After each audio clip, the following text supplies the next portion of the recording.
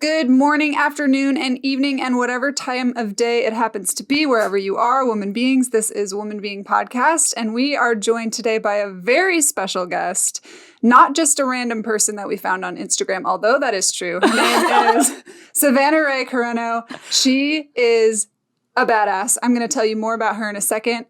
Let's dive right in. This is Woman Being, where we explore thoughts and opinions and have the freedom to change our minds. Without expectation or judgment, we will hold a safe space and support each other as we navigate together in the form of feminine. So, Savannah, thank you so much for joining us today. For those of you that are not familiar with her, she has her master's in divinity, and she studies American religion's influence on culture and human rights. And she's also the founder of Please Elaborate. Savannah, thank you for being here today. Thank you so much for having me. I'm so excited. We're excited too. We've been lurking on your Instagram for, several months now. We've always thought you were so cool, and we were blown away when you were like, yes, let's chat. And then we had the best chat, and now we're going to have another chat. And everybody else gets to hear the chat. Okay, so to get us started, you have been studying the influence of American Christianity on culture and on human rights. Can you unpack what that means a little bit? Yeah, definitely. So I originally went into a seminary to be a pastor. And in doing so, I saw a lot of conflict between what was present and kind of the culture of the world outside of the church and the culture of the church, and realizing that a lot of my upbringing in the church didn't make a lot of sense when it applied to the actual real life outside of my bubble. And so I began to study that and study the mistranslations and the misinterpretations of scripture and Christianity, and looking at the how that conflicts with American culture sometimes, and how it negatively or positively influences American culture and human rights. And so looking at the history of sexuality, the history of racism, the history of sexism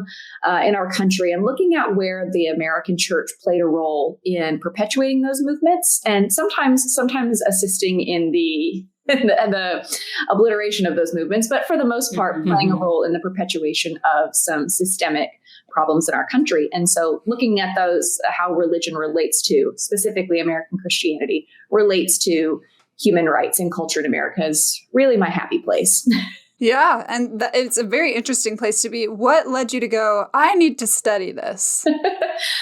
Like I said, I went into seminary thinking that I was going to be a pastor, and worked in a few churches. A lot of churches had a lot of really great experiences. I respect pretty much everyone that I worked with. We had really good experiences for the most part. But there were some red flags, and there were some instances where I experienced pushback in trying to talk about things like the prosperity gospel or racism or white Jesus. And with those things, I started to realize, maybe, as my mentor says, maybe I don't need to go in the front door. Maybe I need to go in the back door. And so looking at how to achieve social justice in America can't really start in the church. It's just not the place where that is going to be efficient. So I outside of the church, and it's a really long story that I can try and make as short as possible. But the long story short is, I went into school wanting to be a pastor, and then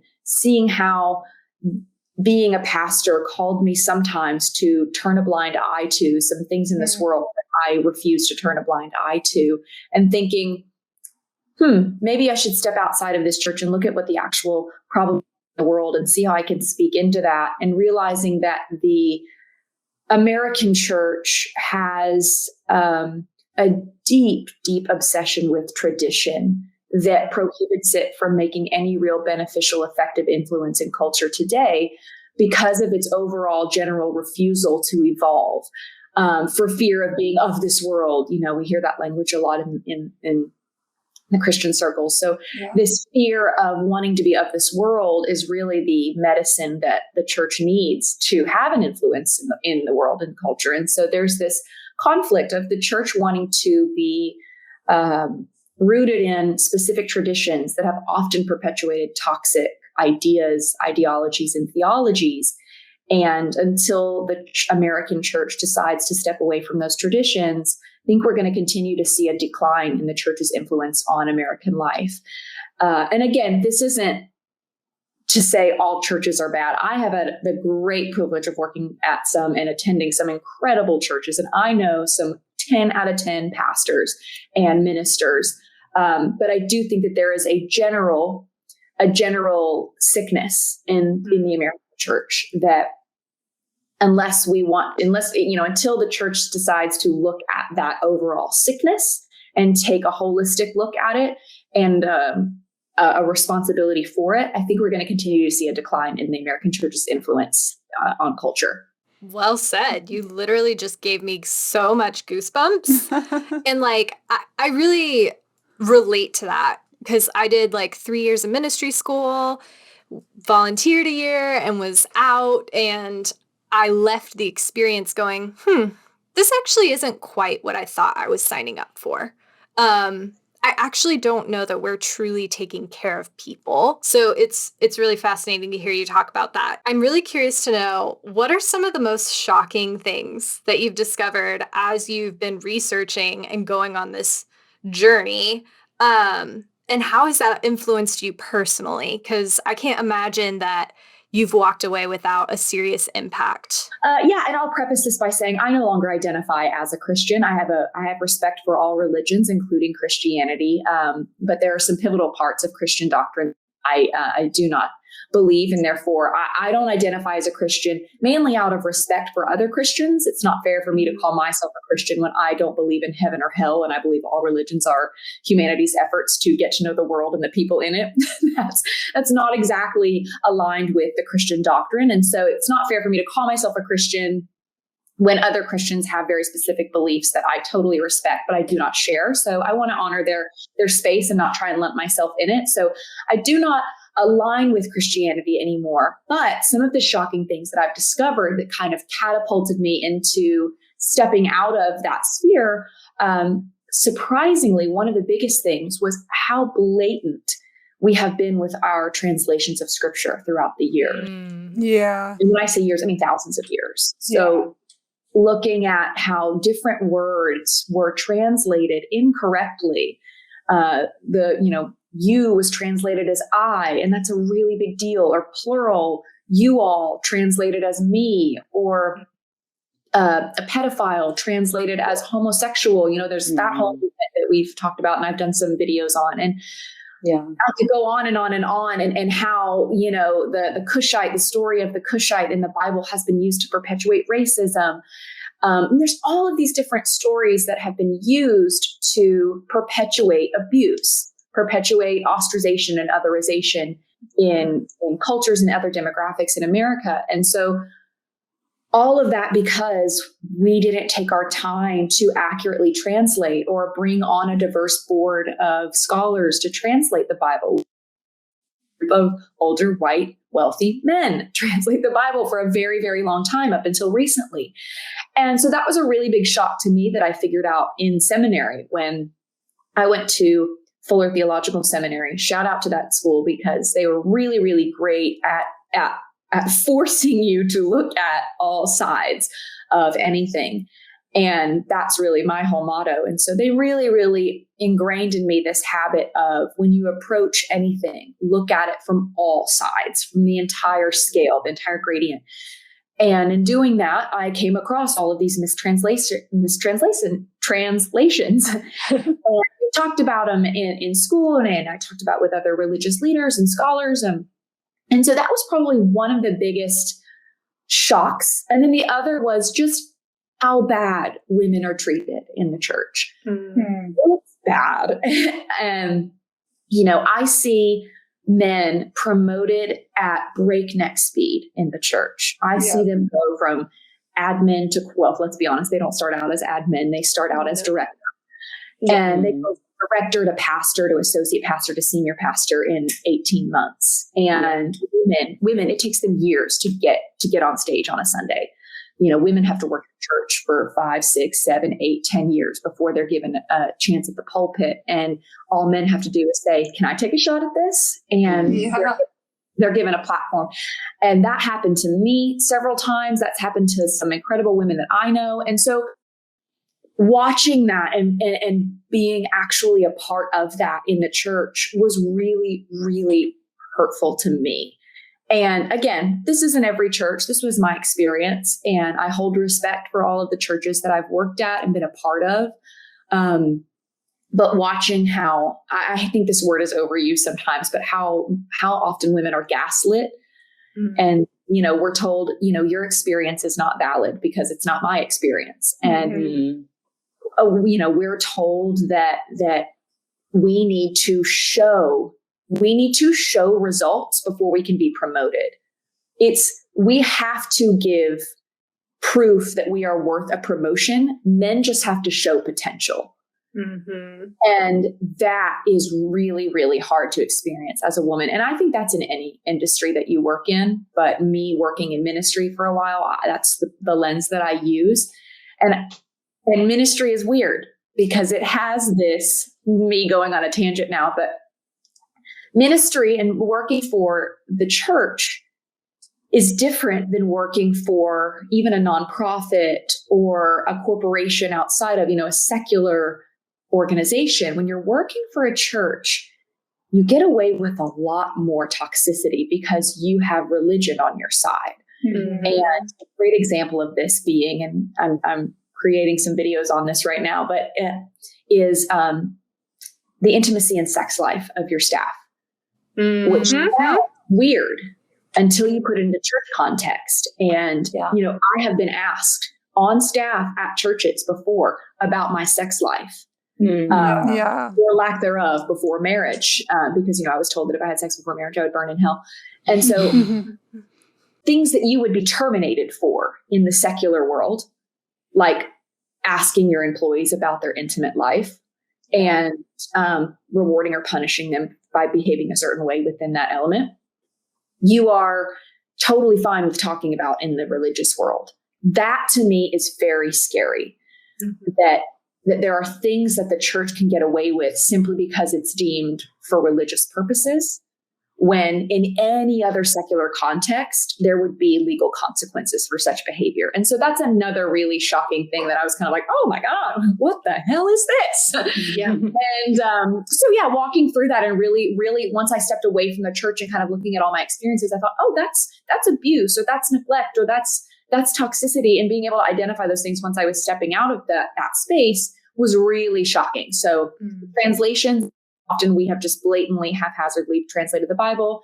And two, what the religious world gets away with under the guise of spiritual health is very shocking to me. Yeah, that's a great answer. Mm-hmm. I know of someone who literally got fired from their position at a church because they were having sexual relations with their partner. Like, it's wild to think that that's something that an employer can make a sort of moral call on you in that way, on something that's not even like the societal standard, like it is not, we don't live in a theocracy. We don't live in a nation where our laws are dictated explicitly by our like religion, although sometimes it feels like that. I totally understand where churches come from when, I believe at one of the churches that I either worked at or was affiliated with, I signed a contract saying that I was not going to have sex before marriage. Mm-hmm. And I didn't. And that didn't stop male staff from talking about my sex life or lack thereof in meetings without my permission. So it's like you can follow the rules to a T and you're still going to get that. Yeah. Wow. And I totally respect and understand, that's what the Bible says. And so you make your employees sign that contract. In a way, I don't have a problem with that. I totally understand that you believe something, you expect your employees to abide by the same thing. And if they choose that they don't want to do that, then they don't sign the contract and they don't get the job. It is what it is. I do think that there is a right and a wrong way to go about a breach of those contracts, or assuming that women are promiscuous, or assuming the fault of the woman. There's a good way and a bad way, a right and a wrong way to deal with those matters. And the church often does it the wrong way. Oh, absolutely. Because the male pastors get to have affairs and do the things, and they go and they hide get covered away up for the reputation of the church. 6 to 8 months, and then they're reinstated back to their position, right? Mm-hmm. And it's just like, Yeah, and well, that's actually an interesting thing because you see that happening for men. I mean, sometimes no. Sometimes men are kicked out, but usually after like multiple affairs and the press gets into it and the church can no longer control the story. But that's another issue. I don't think I've seen any women who have like quote fallen in this regard who have been reinstated. and made it back. I can't think of one that I've seen. And yeah. So that's for sure an injustice that it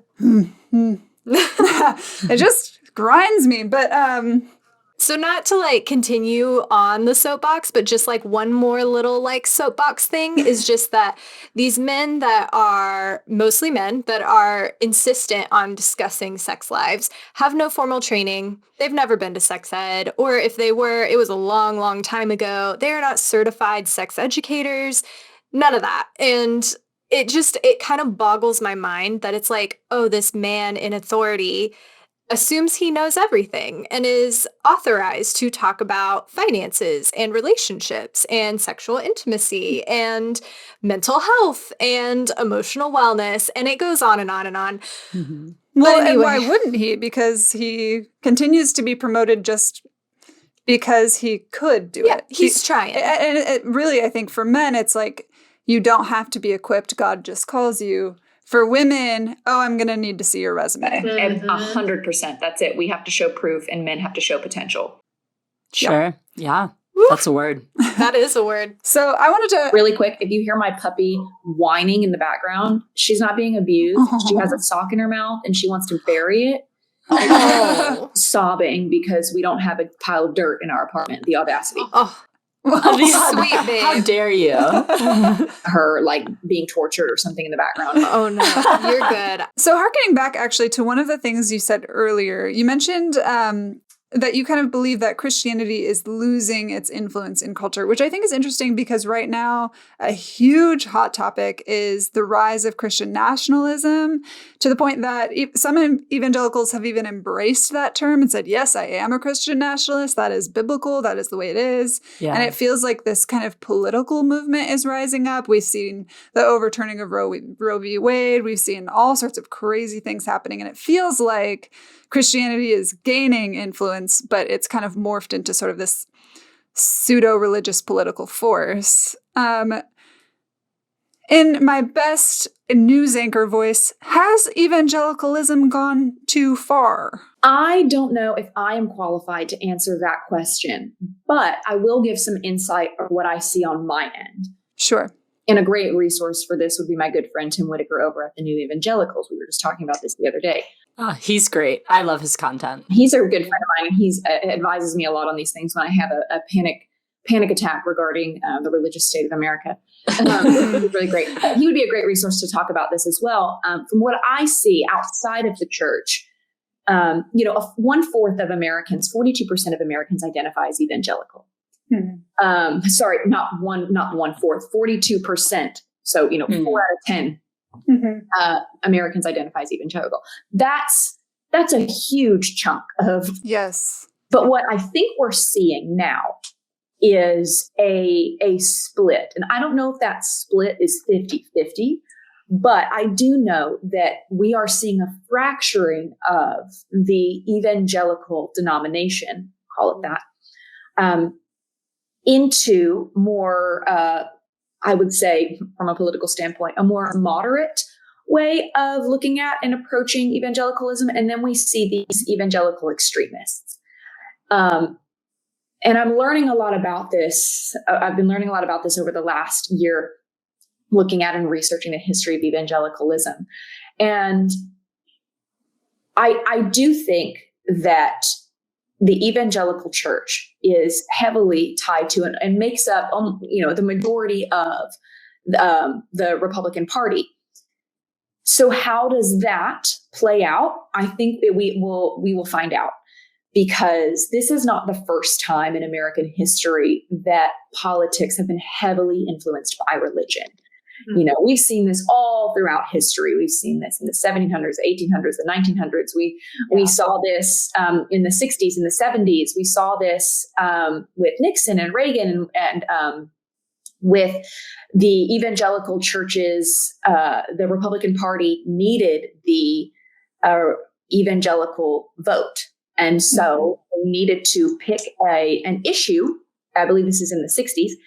The Republican Party needed to pick an issue that would captivate the evangelical audience, because there's a lot, right? The evangelical party has a lot of voting potential, with all, you know, being a large, at that point, a majority part of the American population. So in the 60s, the Republican Party chooses an issue to try and get the evangelical vote.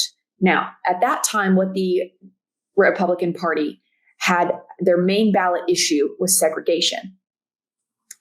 And they realized that the evangelical church was not going to be majorly on board with segregation as the ballot issue. So they switched it to, ding, ding, ding, abortion. Wow. So before the 60s, the Republican Party was actually pro-choice, heavily pro-choice. And then we see this flip to pro-life in order to get the evangelical vote. And since then, we've seen this marriage of the evangelical party, evangelical demographic, and the Republican Party. We've kind of seen this marriage of the two that we don't really notice now, right? Because that was 60 years ago. But we're seeing the effects of it now. That marriage between the evangelicals and the Republican Party has just gotten stronger. And we're seeing that play out. I mean, there are videos of Donald Trump saying that he's pro-choice, pro-choice, pro-choice up until 90 seconds ago, when he said now all of a sudden he's pro-life because he's running for a Republican office. And so there's this total flip. And I think that's really interesting. That says a lot about the American psyche, or maybe even just the human psyche, of how we can know all of this history and yet accept what's happening currently as wholehearted truth, even though it directly contradicts what has historically happened. That's fascinating to me. And that's kind of where I sit, is how, looking at what is happening right now with the American state of affairs, if you will, how we can look at what is happening in front of us. And even though it contradicts everything we've been told or you know, large vast of our history, even if it contradicts all of that, we will still accept it as total truth because someone is telling us that it's truth. That's fascinating to me. There is a lack of accountability for everybody to do the work of looking at what's happened in history in order to make sense of the present. We've kind of shut the door on history because there's too many skeletons there. So we've shut the door on history in order to create the present in a vacuum. And I think that's very dangerous, because the past, looking at the past, well, that's your primary tool that's going to help you become better, is looking at what happened in history in order to become present. Well, if we've shut off the past and we can't look at it and we can't acknowledge it, we're bound to repeat ourselves, right? Those who ignore history are bound to repeat it. Absolutely. And so to answer your question, I think your question was, do I think that the evangelical church is losing influence? Was that the question? Well, yeah, I was kind of harkening back to you sort of talking about that, but it kind of feels like, I would say on a political perspective, it feels like it's gaining influence. And so there is also this reality of mass deconstruction happening. People are leaving the church in droves, yet this political party is also rising with the support of the evangelical movement. Over the next, 10, 15 years, that answer will reveal itself. I think we are at an interesting point in history where evangelicalism has a chokehold on a political party. But this isn't the first time that's happened, and it's never ended well. What does that tell you? If we're not going to look at history, that's fine. We must be bound to repeat it. And I think that the evangelical church and the Republican Party are at a crossroads where they're going to have to choose: are we going to learn from the past, or are we going to ignore the past? And that will determine what happens next. Yep. Yeah. I'm on the edge of my seat. Absolutely. Yeah, so are we.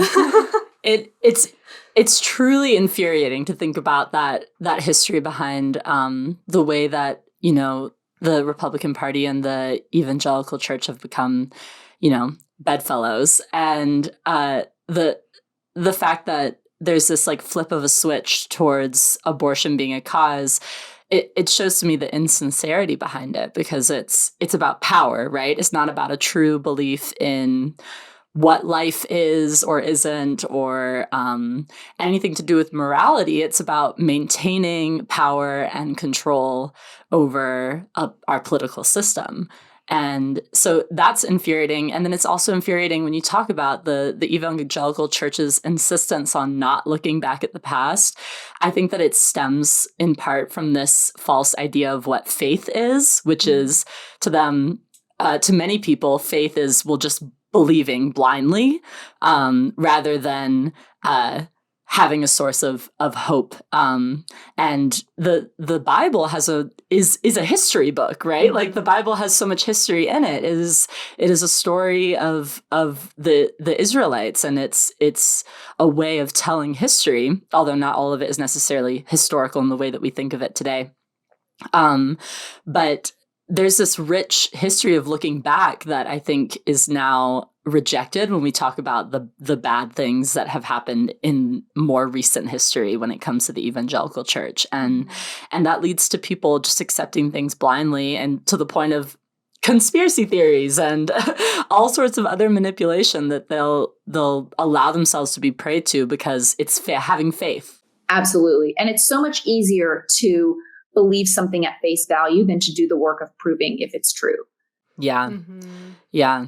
We've all done that, even, Republican or Democrat, evangelical, whatever demographic or denomination you fall into, every group has done something where they've said one thing and then flipped it and said another thing, right? We've all done that. Yeah. But there's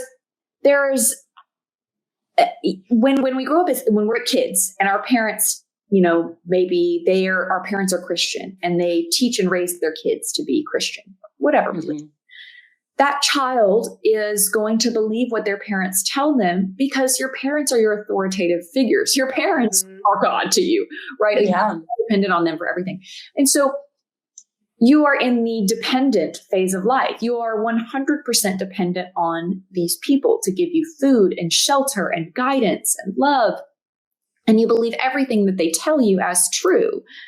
And then we enter a phase of interdependence, right? You get a little bit older and you're dependent on your parents, maybe for food and for money. They need to pay for your school book, your textbooks and your school uniform or your new shoes or whatever. But you have a little bit of dependence. Maybe you have a cell phone and you've got to show up after practice. You need to be somewhere at a certain time, or you've got to call your parents when you get somewhere. You have responsibilities. And so you're in this interdependence phase. And then eventually you graduate, you go off to college and you graduate and you get married and you have kids and you're in a fully independent phase. You go from dependence, interdependence, and then independence. And I think from a spiritual perspective, we don't walk our spirituality through those same three phases of dependence, interdependence, and then independence. Instead, we are stuck in dependence. And I say we because I have also been a part of this as well. I have fallen victim to this, of just being told something and accepting it as true, because that's how we started this whole thing. That's how we started our spiritual journey, was being told something and then accepting it as true. But really, we need to then enter a space of interdependence, right? Where maybe you're asking questions and you have a religious leader in your life that can kind of mentor you through those questions and guide you to some resources. And you go dig up some answers and then they help you find some answers, or you do something wrong, or maybe you mess up big time and they kind of walk you through how to correct that and make amends. And then you enter independence. Now you are accountable for your own spiritual journey. And of course, your leaders will always be there to guide you, but there's that sense of independence of, hey, if I've got a question or if I'm being told something, I am now responsible for going and looking to that thing is true.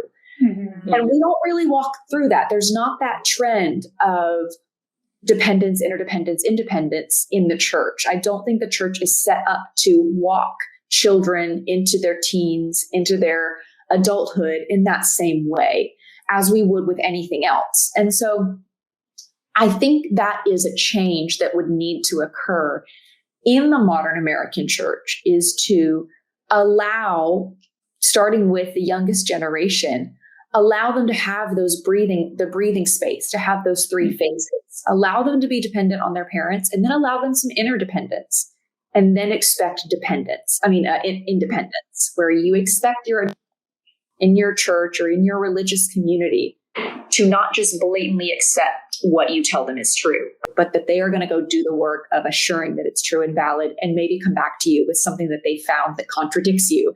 Mm-hmm. And I think that's a change I would like to see in the modern American church, is to allow for that breathing room for questions and conflict and contradictions, and maybe not always resolution. But I think those three definitely need to happen. Right. But in order to do so, the church would have to accept that a church can be made up of a cacophony of opinions and different interpretations of things and new ideas and even new expressions of Christianity. And right now, I mean, as far as my experience has extended, the church is not okay with that. The church says there is one way, this is it, and you must follow. And so, I mean, that's a whole beast. But I mean, that sounds lovely. Yeah. It sounds really nice. Yeah, by and large, that has been the way that the evangelical church has gone. It's this idea that everyone must fall in line to a black and white narrative. And there are like Christian communities that are much smaller and much less influential that do allow for that multitude of opinions and that diversity of thought, but they're not the dominant one or the one that has the cultural sway the way that the evangelical church does. And there's this huge concern with hypocrisy, as if changing your mind or allowing space for other opinions is a bad thing. Mm-hmm.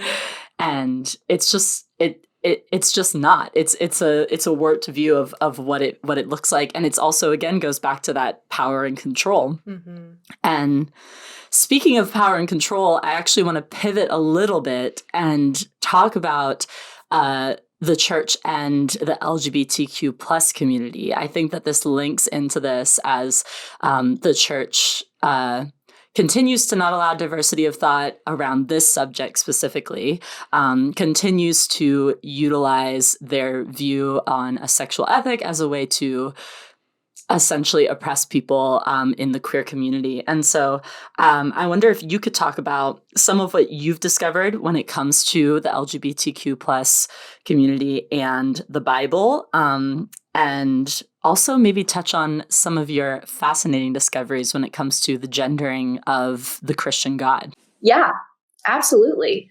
Where do we start? It's a good There's one. So much. It's a zinger. Again, I have a deep respect for the American church. I do. I really do. And though I don't identify with it or call myself a direct participant of it, I did for a very long time. And so anyone who's listening, know that when I'm speaking of the American church and specifically the evangelical space, that I'm speaking from a perspective of we can do better. And I say we because I was a part of that community for so long that I have a unique perspective where I'm kind of this liaison between the church world and the outside the church world, right? I try and kind of be someone who can walk in between both of those worlds, being a participant in both. So that's kind of where I'm coming from. I never want to come off as I'm bashing or belittling or just talking bad about the American church, because I know that the American church has offered a lot of good in the world. That being said, there is a lot of room for improvement, and there is a lack of acknowledgement of the damage the American church has done to minorities, and specifically looking at the LGBTQ plus community. I come up with this theory. This is kind of a theory and an observation made by many theologians and scholars, but there's this idea that the being gay and things like abortion, those are things that do not tend to show up in high-class elite societies. That does not mean that abortions and gay people do not occur in high-class elite societies. They're just covered up, right? Or ignored. But the American church, the evangelical church, is predominantly made up of wealthy white people. Mm-hmm. And so we don't see a lot of direct condemnation for greed, lust, gluttony. We don't see a lot of that condemnation outwardly in the American evangelical church because those are the things that demographic is doing. So they don't want to call that out as a whole. I mean, that's the things that most people, right? We're all guilty of greed and gossip and all of these different things, right? Nobody's perfect, but we don't see a lot of condemnation or loud objection to those types of sins. What we do see a lot of condemnation from the new evangelicals, that's what I was just from the church, is abortion and being gay. Mm-hmm. And focusing on the queer community right now, I did not come up with this theory. This is not my own, but there is this thought that is a topic. Queerness and being gay and identifying in the LGBTQ community is something that the evangelical church can condemn because they're not directly affected by it. They don't allow LGBTQ people to hold leadership positions. If someone is gay in the evangelical church, they're covering it up, they're hiding it, they're not advertising it. People are not freely gay commonly in the evangelical church. Mm-hmm. So the evangelical can condemn being gay, can condemn homosexuality because it's not something that directly affects their group, to their knowledge. And so that kind of creates this chasm between the evangelical church and the LGBTQ community. There is historically been Bible passages that have been twisted, read out of context, history ignored, in order to perpetuate homophobic theologies. We all know this, things in Leviticus and Timothy and all of these different passages talking about homosexuality. But a lot of the New Testament, that word is translated as homosexual, but it's actually pedophile, or it means man with boy. Read into that what you will. But so there's all of these different things happening there. It's not just one issue where if the church did this, homophobia would no longer be an issue. It's a deep-rooted, global, historical mistranslation, misunderstanding, and intentional ostracization of the LGBTQ community by the European Western world. And it won't be fixed by one thing, obviously, but I think this is a really tough question to answer. I'm trying to do it gracefully, but the Western world, Europe, had a huge influence on what Christianity looked like throughout the rest of the world because of colonization, right? So all of these European Christians went down to Africa and the Middle East, and they colonized a lot of countries, and they forced conformity into their way of living out Christianity.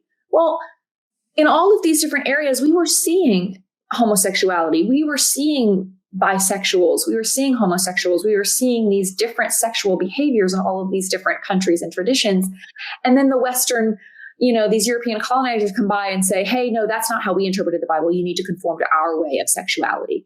Mm-hmm. And then we see this perpetuation of this heteronormative relationship in the Christian church that's then promoted. And anything that is counter to that heteronormative relationship is seen as evil or wrong, biblically incorrect, when that's not necessarily something that was even promoted or emphasized in the Bible. We've just since then twisted it to be so. Similarly to how the Bible talks about slavery and gives rules and guidelines around slavery. It doesn't condemn slavery. It literally gives rules to how to have effective slaves. Not great. Yeah. Not looking good. But we've since evolved, and we've learned how to take those passages in the Old Testament and the New, and we've learned to evolve those passages with time and humanity's evolution, because we've condemned slavery, right? Slavery is illegal. Well, if slavery is illegal now, that contradicts slavery's legality in the Bible. And acknowledging that contradiction didn't hurt us, right? We acknowledge that those two things don't make sense. There were slaves in the Bible, but we don't have slaves today. We were able to reconcile that because we saw that with the evolution of humanity, we saw that slavery was wrong, that slavery was very unjust. And we did something about it. The Christian church allowed the Bible to evolve with time.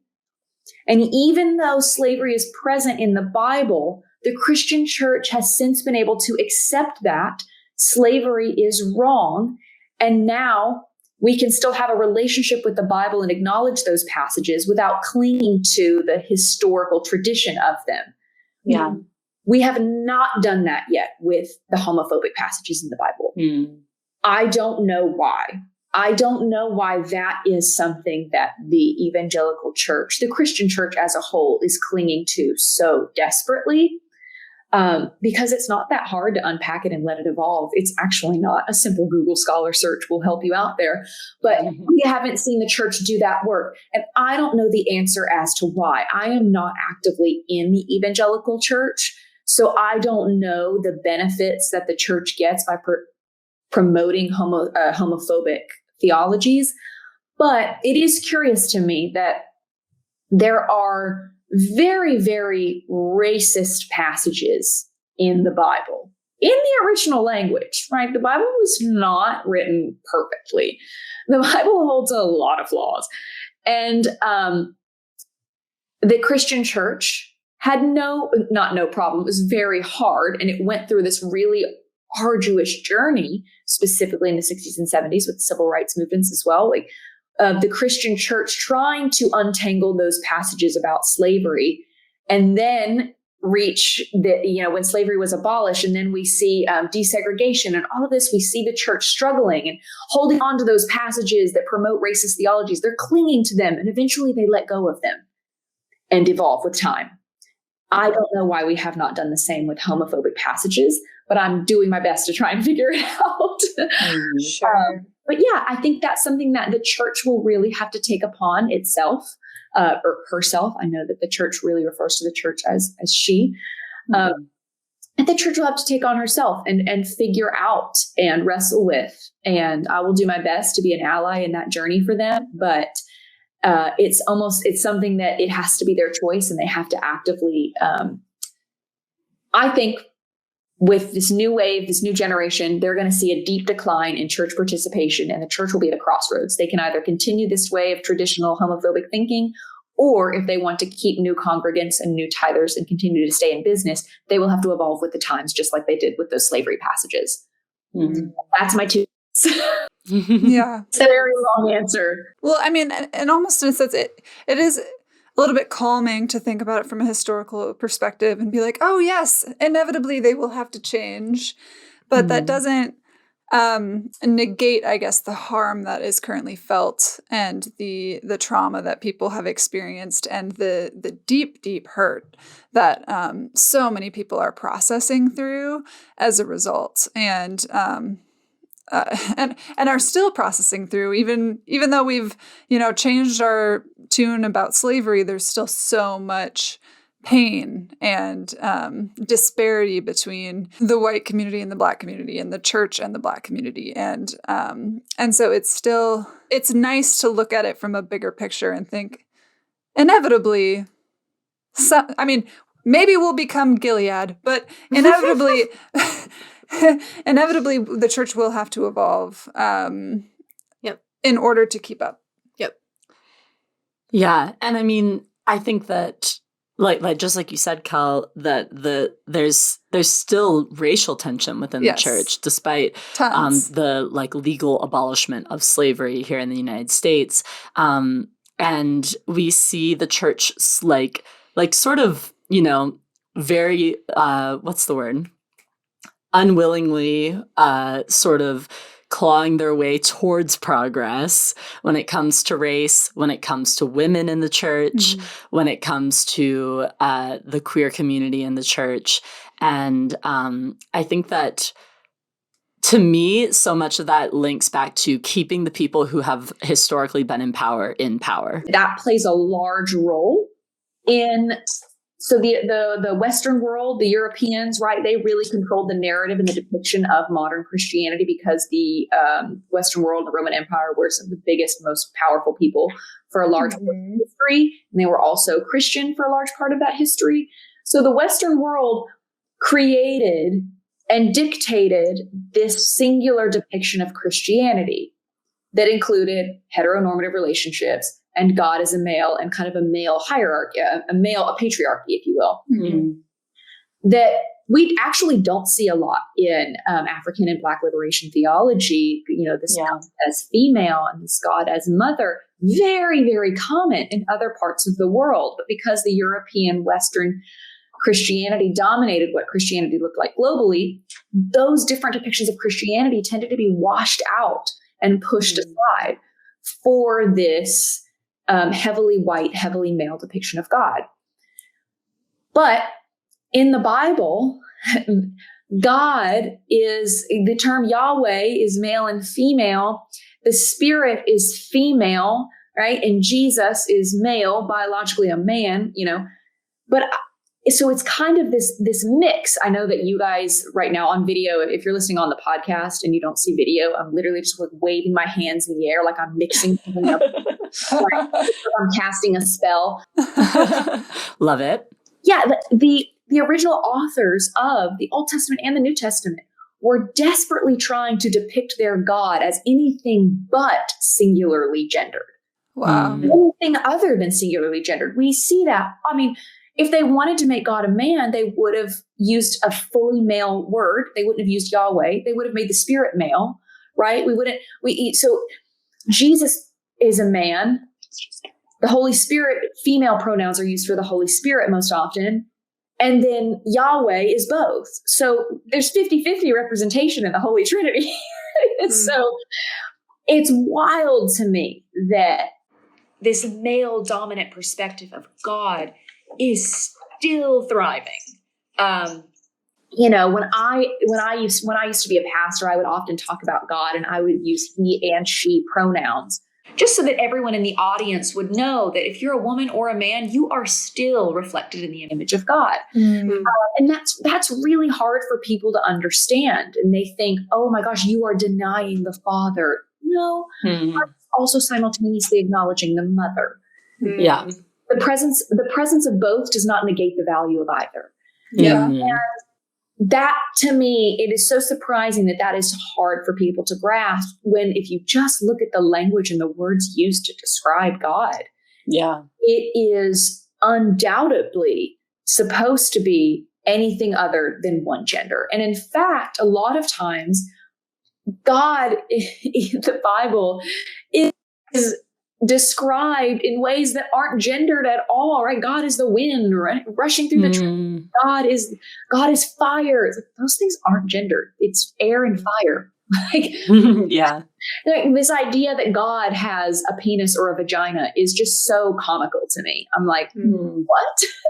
But in another way, it actually I understand how we got here. I don't agree with it and it doesn't make sense, but I can follow the logic, because if you are an English the Western world spoke English, which doesn't have gendered language, and you're trying to make sense of these gendered language ancient texts, I can understand how you would have a male-dominated perception of God, because even in Hebrew scripture and in ancient Near Eastern cultures, it was a male-dominated culture. I mean, there's a reason why women are portrayed so poorly in the Bible.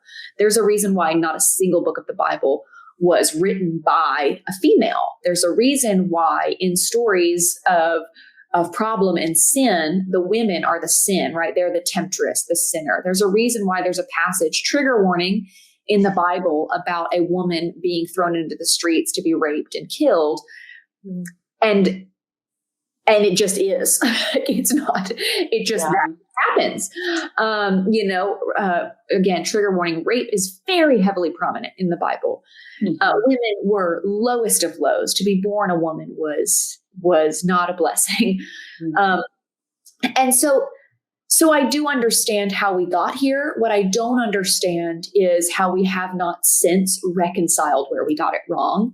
And instead, we've let this male-dominated theology fester. We've let it dig deep roots into the church, and those roots are going to be very, very hard to dig up. And as someone who attempted to dig up some of those roots while working in the church, and I immediately got cast out, blacklisted, terrible experience.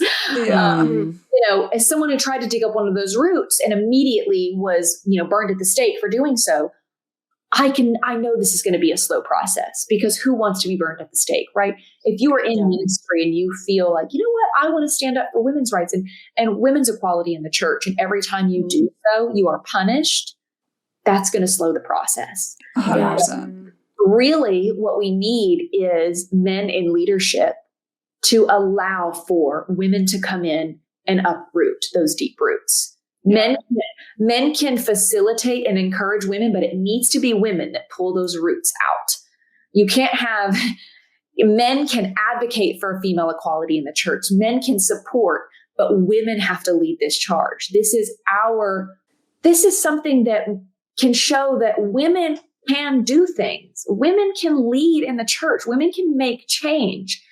And if men are the ones to decide when women get equality, that's not really equality. Mm-hmm. Men can facilitate, but women need to. So men in the church, if you're a male and you have a leadership position in the church, don't go up on the pulpit and say that you encourage women leaders. Have a woman go preach a sermon on your pulpit. Yes, thank you. Right? So men, don't say that you are all for women's rights, but then have an all male or male dominant board. Yep. Mm-hmm. The same goes for race and all sorts of elements of diversity. Have people with disabilities on your board. Have people of color on your board. Have a diverse group of people making key decisions in your church. White men, to say that you are for equality is all fine and good, but it will not become truth until you allow people that have historically been treated unequally to take part in leadership positions. And so that's what I mean by men cannot be the ones to uproot this misogynistic theology. They have to encourage and allow women to go in and take up space in the church. That is going to be the biggest change, because there is nothing worse. There are a lot of things worse, but it's really hard. I've worked at and been affiliated with churches where they say, we are all for women in leadership. We are so for women in leadership. I mean, Savannah, you're a pastor. Like, we are so for female leadership. And I say, when was the last time you had a female on your pulpit? And they say, never. I don't have time for men saying that they're for equality until it requires them to shut up. I just don't have time for that. And women don't either. We're here for a good time, not a long time. So let's make some, and you better preach. This is for the leaders, men. You don't have to be in a church. If you're a leader in a corporate world, in a corporate setting, if you're a man, do not tell women that you are for their equality. Have them on your board. Have them lead meetings. Give them responsibilities and pay them for it equally. Mm-hmm. And do not tell them. Show them. Give them space to do their thing. Because women, historically, over and over again, science and statistics has proven that women actually are better for countries' economies when they're in leadership. Female presidents or female leaders actually have better economic history for their country, right? Mm-hmm. We can lead. And this idea of just ignoring that, despite, again, going back to ignoring that history, is only going to damage people in the present and the future. So that is my TED Talk, my milk crate on the corner, just kind of my rant. But men in leadership, sure, you can say that you're for equality. You can say that you're for women in leadership. You can say that, I believe that God doesn't have a gender and whatever. Until you share your pulpit space, until you share your meeting space, until you share your leadership space, until you're willing to set your ego aside and sit down and shut up and let a woman stand up and speak, that equality means nothing. Mm-hmm. And so that's where I sit on. Thank you. Right. God is not gendered. It's evident linguistically, historically, religiously, spiritually, theologically. It's whether or not we choose to acknowledge that or not that will determine whether or not we see change in women's rights in the church. Yeah. Wow. And that's that on that. Amen to that. Whoo! I'm like, yep, I understand. As a woman in the workplace, striving to be in leadership. It's very validating to hear. Yep. I was explaining this to someone else the other day, a girlfriend of mine. She was like, oh my God, yes. So women, especially, so like when I was unmarried in the church, working for a church, unmarried, I was dating my now husband at the time in a long-term relationship, committed relationship, but I wasn't married yet. And I was in this church. And I swear, tell me if this is your experience, where if you are unmarried in the church, even if you're dating or in a committed relationship or even engaged, you're not married. The men around your age that also work in the church are always approach you with like some sort of like stop flirting with me vibe. Where I would approach a guy that I would work with and be like, hey, like, what's going on? Like, how was your weekend? It's good. Like basically saying like, I'm married. And I'm like, dude, I'm just trying to see how you're doing, man. Just try to treat you like a human. Right. But women, especially unmarried women in the church, are viewed as so dangerous. I'm like, oh my God, I don't want my wife to see me with an unmarried woman. And I'm like, oh my God. What? It was very subtle, but it was this constant feeling or energy, as the Gen Z says, a vibe that I was in that was, oh my God, you're being awkward around me because you think that I'm like coming on to you. Yes. Simply because I'm an unmarried woman. Like, okay. No. Yeah. God, like you would, if I sit down, you intentionally don't sit next to me because, you know, like men and women. Unless they're trying to marry one another, of Obviously. course. And so it was, and I told my friend this and I was like, is that just me? She was like, oh my God. It's such a niche thing that I feel like you only know if you have worked in a church as a woman being unmarried. That's a very, very specific niche of women. Yep. And I just want to know if other women experience that. It was the most annoying and like I felt so small. It was one of the most humiliating things. It's why I hated going into the church and working in the church as an unmarried woman, is that the men around your age who were married would kind of be like, I'm sorry, I'm married. Like basically they did everything other than like show you their ring and be like, I'm sorry, I'm taken. And I'm like, I'm just asking for the file you said you'd send me to. Yes. Yeah. Yeah. And I just was curious if you guys had experienced that. I would say that I relate, but I was married at 18. Barely out of high school. And so I have barely communicated with any man in my life not married. So yeah, but I've heard so many stories of women who feel like they can't even receive positions of leadership in the church as an unmarried woman because I think there's that stigma that a woman who's unmarried must be trying to somehow seduce an unwitting innocent man. And it goes back to that whole trope that we see in the Bible and perpetuated throughout the history of Christian evangelicalism, that women are these seductresses, these harlots, these adulteresses who are trying to tempt men, when in fact we are human beings who are trying to function in the world alongside our other humans who might happen to be male or female or anything else. And so that's definitely prevalent. To piggyback off of that, I just want to like ask the class, how many women in religious leadership we can name that have had sexual moral failures publicly? Ooh. And then how many men? Because right now I can count 4 that are in the news today. So I just want to can we reevaluate who's the temptress here and like who, right? Like what have we allowed? Yeah. And I'm not saying men are bad in the same way that women have been explained to be bad in the Bible. I'm not saying that at all. I'm saying that to say women are the temptresses perpetuates this idea that men can get away with anything because they don't have that title on them. Yep. Yeah.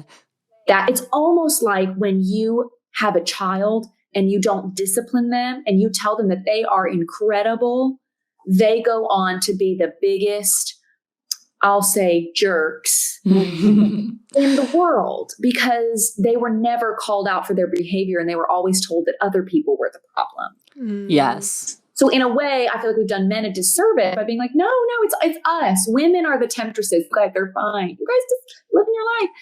Yeah. And that in turn has created this idea that men are like, well, I can do anything. Oh, absolutely. We do a disservice to men and women by pretending that only one demographic has some sort of sexual shortcoming, Absolutely, yes. Yeah, no, I can't tell you a single woman. And I mean, I didn't work at a church unmarried, but I was an intern, which came with a certain level of higher up authority. And I was in the theology space, which was very male dominated, except for one woman that I can think of. And I mean, I remember, because I was young, I was hungry, I was smart, I always got the distinct impression that I was a threat. And it was like, oh, you're handing me these papers and this like file or whatever, but what else are you like? Like, that was the vibe, right? That was the like everyone was cross-examining me because I wanted to learn. And it was very strange. Just to go back to what you were saying, like, men in the church that have enacted horrible crimes against women or had affairs or whatever. I mean, the list is endless. Like, women, though, I don't know. I'm like, do that many women mess up in the church? I don't think women are given the opportunity to be in such a leadership position in the first place. Yeah, you have to keep up an absolutely pristine image, because women face the threat that if they are exposed for wrongdoing, they will be taken down and out of leadership. Whereas men, as we've already talked about, have been told, oh, if you make a mistake, we'll probably let it slide. We'll probably ignore it. We'll shove it under the rug. And this is like this idea of women being the temptress and men simply being their victims is prevalent throughout our westernized society. Like, we see in it feels like every sexual assault case, women are told, well, why were you drinking? Why were you dressed that way? Why didn't you say no louder? Why didn't you say no enough times? And the man is told, oh, well, you didn't really know what was going on, or, oh, you couldn't really help it, or you're just being a guy. It was one night. It was just one night out of your whole life. Like, that's not a big deal. Yep. And that, I think that links back to this idea that, because even though we are not explicitly a Christian nation, our nation in so many ways was founded on these Christian ideals, and links back to the way that we've developed our culture. And so this Christian biblical idea of the temptress is ingrained. Right. Well, and I was going to say, I don't know if I've been ostracized due to not being married, because I've always been married. I have been denied opportunity to do things because of the appearance of what me and another man being together in a situation might look like. And so I've experienced lots of coming into an office with another coworker within a church or parachurch organization and them aggressively making sure the door is open. Yes. Yeah. I have experienced like not being able to participate in certain activities because it would require me and another man to ride in a car alone together. And so I've definitely felt sort of like this looming, oh my gosh, she's really dangerous vibe from men. That is, like you said, humiliating. Yeah. And also extremely, what's the word? Dehumanizing? Degrading. Yeah, it's sort of like this. I mean, I have no interest in you, like 47-year-old dude. Yeah. Actually. Literally. Yeah. I'm just here trying to work and gain opportunity, but like my ambition and my excitement about learning new things and growing and climbing the ladder, as you might call it, is a threat to you. Mm-hmm. Yeah, and it feels horrible. Yeah, it does. It feels really horrible. I was literally thinking about that exact thing. And like, oh, let's make sure the blinds are open. Like all the dumb stuff that's like, you think I'm going to like, sorry, explicit moment, but you think I'm going to fuck you right on your desk? Like, no. Like, get out. The energy isn't, this is to it's not, because there is a right way, and I totally respect and am for, making sure that, trigger warning, assault doesn't happen in the workplace, right? And I'm so for that. But the tone and the way that the church often goes about protecting opportunities for assault in the workplace is not with the tone of, this is to protect everyone. This is to protect men from the women. Yes. Yeah. And that's a subtle difference that women pick up on heavily. Mm-hmm. Yes. You are protecting yourself from me as a woman, not let's set up these protocols to make sure that everyone feels safe in this space. That's not the energy I feel. It's, I don't want to be in a room alone with you. Let me bring in the admin. So if it's 3, it's that kind of energy that says, oh, you literally think that I don't have any other purpose in this office other than to seduce the men. That's very degrading and belittling, and it's a tone that women pick up on very acutely. Yeah. And it's just gross, right? Like, I'm just like, you're assuming, 1, I desire you when I don't. 2, like, you're assuming that, like, I'm not here for genuine purposes. And 3, like, you're forgetting the trauma that purity culture has ingrained in me. Like, that would ever happen. And so, I mean, there are many other reasons, but those are the few that come to mind. So, okay. Big questions now, Savannah. Because all the other ones have been small. All of the other ones have been chill. We're hitting the big hitters now.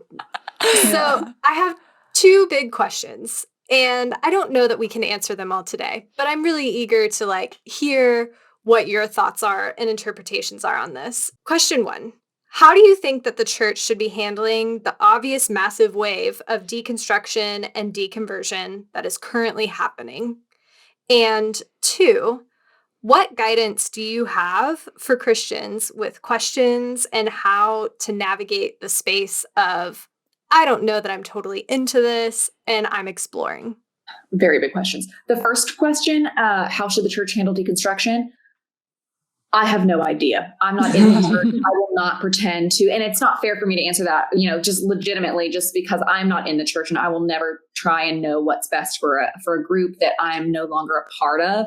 What I can say is what I would do, if I was a leader in an evangelical church, if I was a wealthy white man, and I don't mean that offense, I'm not saying that facetiously. I'm just saying that wealthy white men tend to be the large demographic of leaders in the evangelical church. And so if you are a male leader in the church, I'm looking to you and saying, what are you going to make space for these questions? And also the women leaders, and also the diverse leaders, the BIPOC leaders that I know exist. I'm not, I do not want to bash the evangelical church and say you've never had someone of a minority demographic in a leadership position. All leaders in the evangelical space, your congregants are looking to you. What do they see when they look at you? They look to you for guidance. What are you giving them? Are you giving them the demand for conformity? Or are you giving them permission to explore? And if you want to become a stagnate institution that declines in participation and influence in the world, you demand conformity. Yep. You want to be a group that continues to grow and have influence and be a part of the good that happens in the world, then you have to allow for the exploration of your congregants, right? Like, you have to allow for the members of your community to explore. Otherwise, it becomes a dictatorship.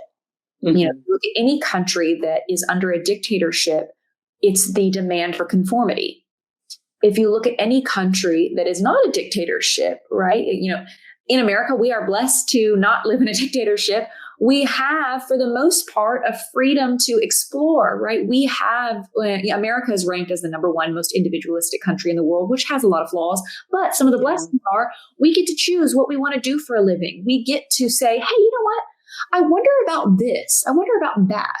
What we get to question things, and we get to look at other religions and say, what does Buddhism offer, and what is meditation, and what would happen if I dropped out of this program in school and pursued this one? We're allowed that. We're allowed to question. We're allowed to doubt. We're allowed to explore. I'm asking the evangelical church if they would be willing to do the same for the community members. And I think that's the best way that I could answer it for how to deal with the deconstruction movement is don't fight it, but look at what it's offering and make space for it. Make space for it and know that this is not the first time that deconstruction has happened in the church. The church has gone through waves of deconstruction since the beginning. I mean, the whole Martin Luther situation, deconstruction. For sure. The Protestant Reformation, like all of that is deconstruction. We are through this time and time again. And so the idea and the concept that deconstruction is new and dangerous is just incorrect, historically incorrect. And is a direct result of ignoring the past. And so what I would say is, I don't know how the church should handle deconstruction, but what I would do if I was a leader in the evangelical church was to allow my community to have those questions, to deconstruct and provide guidance and resources as best I could, and bring in other voices that directly contradicted my own within the theological space, right? Hold those spaces for questions and bring other leaders in so that your congregation isn't developing theologies in a vacuum. Bring in all these different voices and ask questions, make space for it, and let it happen and make room for it. That's what I would do if I were in that position.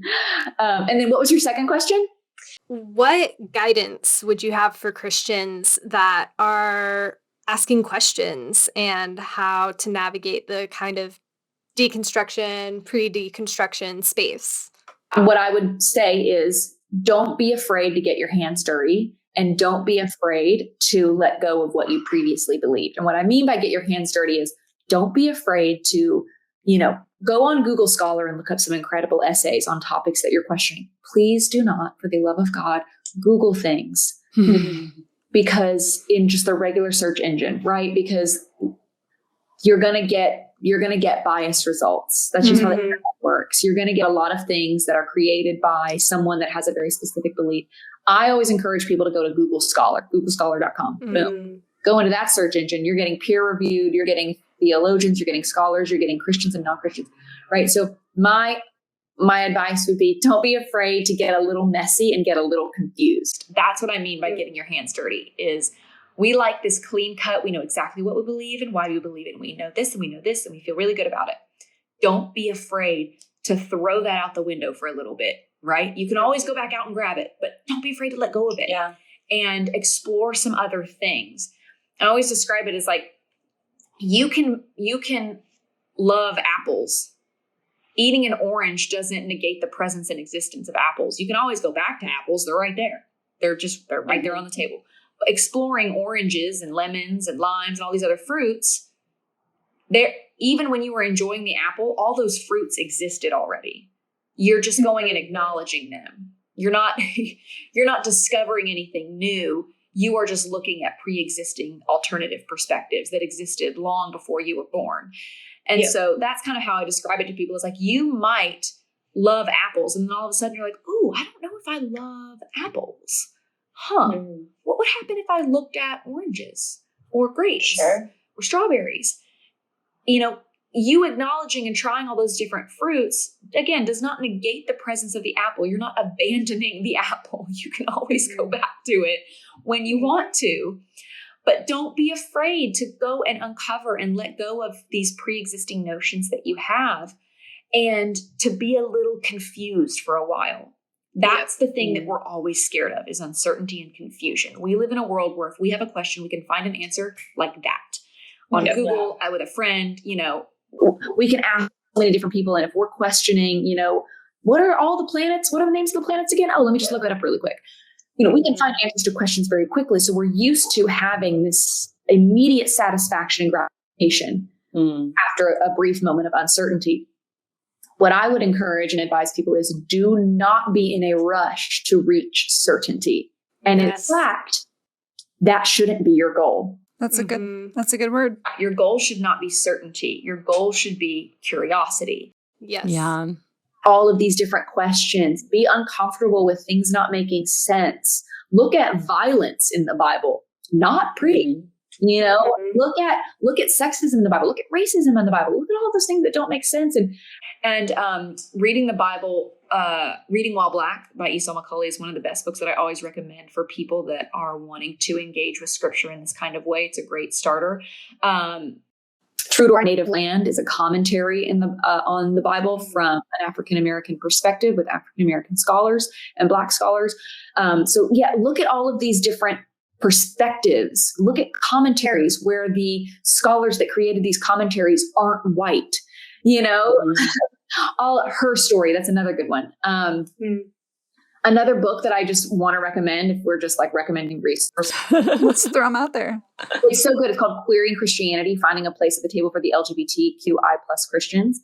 That's a really great book. Another scholar that I would look into is Dr. Bonnie Morris. She's at George Washington University, and she specializes in a lot of these kinds of theologies, looking at LGBTQ and women's rights and all of that. She has a book or an article. I wrote it down so I would remember the name of it. The History of Lesbian, Gay, and Bisexual and Transgender Social Movements. Great article by Dr. Bonnie Morris. And so, don't be afraid to be confused, to get your hands messy, and don't be in a rush to wash your hands. Yeah. And stay in that space and don't be in a rush for things to make sense. Yeah. I think there's, that's so good, because I think there's like a fear of becoming a prodigal son. And it's like, oh, if I step away, and I feel like we've talked about this a lot amongst ourselves, of if I step away, like I'll just go back, or the opposite of, oh, I'm stepping away and actually I don't think I'm coming back. And the expectation, oh, you'll come back. It's a really interesting space to sit in, especially while you're questioning, discovering, and trying on different things. One of my favorite teachers talks about, well, if you haven't tried it on, you actually don't know if it's true for you yet. Like, give something a chance, see how it goes, and you can change your mind. Like, there's freedom in that. And so I think there's a lot of value to what you said. Don't be in a rush to get back to certainty. Yeah, and actually one of the things too you said that's really key is this idea of leaders providing alternative viewpoints that don't align with their own. Because I think the temptation in the church so often is, here is a leader expert who agrees with me 100% and can better explain why what I say is true. And I was having this conversation with my mom literally yesterday where we're exploring all sorts of topics on this podcast that make her uncomfortable. And that's great. And it's fostered some interesting conversations. And her temptation to me is always to be like, Kel, you got to have this person on your podcast to provide the counterpoint to that point that makes me uncomfortable. And a lot of I keep having to explain, like, the point of this podcast is not to continue to enforce the viewpoints that we've all learned continuously are the right way. The point of it is to bring forth other viewpoints and to let people sit with them without trying to control them back into the majority narrative. And I think that's so hard for people in the church to do, because it feels like, leading people astray, or, sending them down a dark path, or whatever sort of feeling comes along with that. But it actually is so important to hold space for people who have opposing viewpoints and to just honor them. And then that be it. Absolutely. Yeah. And I think that some of that comes to with this fear that I see a lot of Christians have of not being represented. Yeah. When in fact they are very heavily represented. There's this constant fear of or this illusion of being marginalized or being oppressed, I think, within the American Evangelical Church, when in fact they are some of the least oppressed and least marginalized people. And there's ways that they twist Bible verses to justify that, and that they are sharing in the oppression of Jesus, when in fact the oppression of Jesus is so much more than anything that these American evangelicals are experiencing. This is a walk in the park compared to what it was like to be a Christian in, or a Jesus follower in, the early church and the persecution that they faced. And so That's fascinating. Just like when I hear about that, and the idea of like, well, we need to make sure that the Christian voice is heard, and it's like, well, actually, the Christian voice is very heard. We've heard it. Like I hear the same thing when people are anti-feminist. They're like, well, we need to make sure the male voice is heard, and it's like, whew, the male voice is everywhere. The male voice is the voice, and so we don't need to make sure it's heard. We need to fight for these other voices to get at least a sliver of the platform. Acknowledging someone's pain doesn't negate someone else's pain. Yeah. Yeah. With the Black Lives Matter, when people said, well, all lives matter. I'm like, well, all lives don't matter till each lives matter. And that's a really hard concept to grasp, but it's this idea of, and I always use the metaphor of a mom with multiple kids. It's like, if you're a mother and you have 3 kids and you love them all equally, well, if one of them, let's say all of a sudden develops diabetes, God forbid. And then you've all of a sudden got to give this child a little bit more attention as you walk through this journey of this new medical condition, right? You've got to get all this new equipment. You've got to understand, you've got to do all this research. You've got to spend a little bit more time with that kid and walk them through it and explain it. No one would go to the mother and say, I'll say, Heather, all your kids' lives matter. Yeah. The mother's like, yeah, I know, but this child needs a little bit more attention because he's really going through it. Yeah. And so, if you look at it like that, of course, all 3 of those kids' lives matter. No one would go to that mother and say, you need to stop focusing on little Johnny because your other 2 kids are just as important. You don't think that mother knows that? You don't think a mother has the capacity to acknowledge one child's pain without negating the presence and value of her other children's lives? Of course not. Yeah. So why can't we as a country understand that? We do the same thing with so to me, that's that same concept. It's this whole idea, especially with this evangelical community, there tends to be this, no pun intended, but this black and white kind of extremism with things where if you say Black Lives Matter, you are inherently saying that only Black Lives matter. And it's like, that's not what's happening. Noticing and acknowledging the pain of one demographic does not negate the value of another. And acknowledging that seems silly when you say it out loud. You're like, of course, but it's a complex issue to the evangelical church that I hope they will eventually be able to reconcile. Yeah. Well, Savannah, it has been such a gift and a pleasure to have you on the podcast. You are such a studied and thoughtful, authoritative woman with probably hours and hours more information that we could extract from your beautiful, beautiful brain. Wish we could just like sit at your feet and just listen to you all day long. I want to Martha at your feet. Oh gosh. No. But we can't keep you here forever, as much as we'd like to. And so I want to conclude our amazing conversation today with the question that we ask all of our guests. It is open to interpretation, and I'm so excited to hear what you have to say. But what does woman being mean to you? Here would be my answer to that. Woman being would mean that every woman has the freedom and ability to express and live out what woman being means to her. So that allows for other women who have different interpretations of what woman being is, no matter what each woman believes that means to her, she has the freedom and ability to live that out. That is what a full holistic meaning of woman being would be for me, because it would mean that women are being, everything they can be and have the potential to be. So that would kind of be my meta definition of it, is woman being is when every woman has the freedom and ability and access to living out what woman being means to her. I love that. I don't think we've ever heard woman being as like an ideal or like a goal, but I think like there is a woman being future. When I hear that word, I'm like, oh God, immediately when you asked me that, I thought, I wonder what other women's definitions of that are. And then I thought, well, I don't want to belittle or pigeonhole this definition. So I think the freedom would be for everyone to live out their definition. Give the freedom. Yeah.